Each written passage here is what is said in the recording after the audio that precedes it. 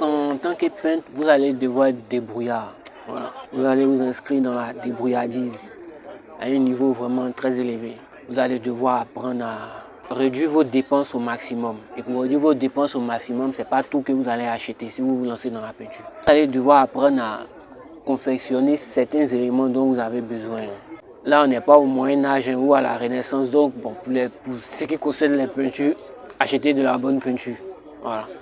Mais pour ce qui concerne les châssis, apprenez à faire ça vous-même.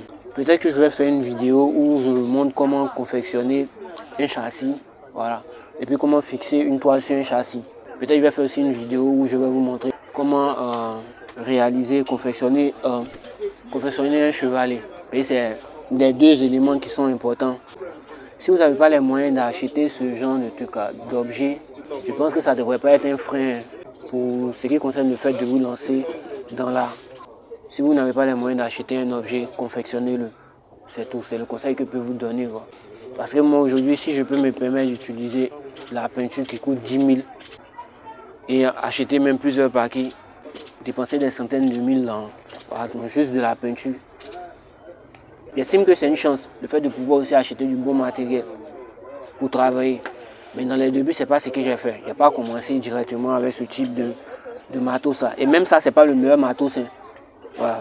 Je tiens à préciser que même ce type de peinture, ce n'est pas la meilleure peinture qu'on trouve sur le marché. Là, il est important que j'apporte une petite précision. L'usage spécifique pour lequel la peinture ultra-latex a été confectionnée, c'est pour réaliser des décorations.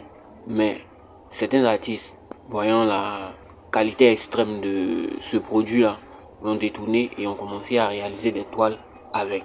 Sinon, à la base, elle n'a pas été créée pour faire des toiles, mais pour faire de la peinture de décoration. Voilà. On s'est rendu compte qu'elle a une très belle couleur, très bonne consistance. Elle a vraiment un joli rendu.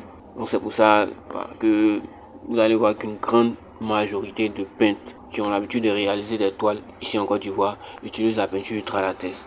Maintenant, vu que son usage spécifique n'est pas de faire de la peinture sur toile, c'est pour ça que je dis qu'elle n'est pas la meilleure du marché. Parce qu'il y a des peintures qui ont été créées ou confectionnées spécifiquement pour être utilisées sur toile ou pour confectionner des toiles. En ce sens-là, la peinture ultra-latex n'est pas la meilleure du marché. Il y a les peintures de type Pobeo, ce genre de trucs-là, qui coûtent encore plus cher. Mais pour le moment, par rapport aux résultats que j'arrive à obtenir avec ce type de peinture-là, je trouve que c'est relativement correct, le prix est correct.